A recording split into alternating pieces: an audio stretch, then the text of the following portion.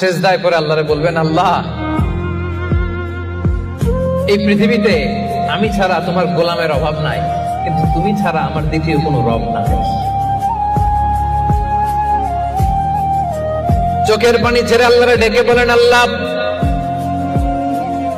এই জমিনে আমি ছাড়া তোমার গোলামের কোনো অভাব নাই, কিন্তু তুমি ছাড়া দ্বিতীয় কোনো রব আমার নাই, তুমি ছাড়া দ্বিতীয় কোনো জায়গায় চাওয়ার সুযোগ আমার নাই।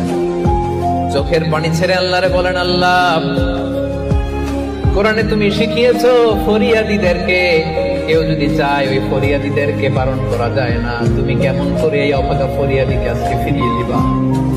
চোখের পানি ছেড়ে আল্লাহর কাছে চান, সব তিনি দিয়ে দিতে পারেন। চিল্লায় বলেন ঠিক কিনা? গোটা বিশ্বের সবাই আমাদের যার যা লাগবে সব যদি আল্লাহর কাছে চাই, আল্লাহ যদি সবাইকে সবকিছু দিয়ে দেয়, আল্লাহ বলে আমার ক্ষমতার 1 ইঞ্চিও কমবে না। চিল্লায় বলেন ঠিক কিনা?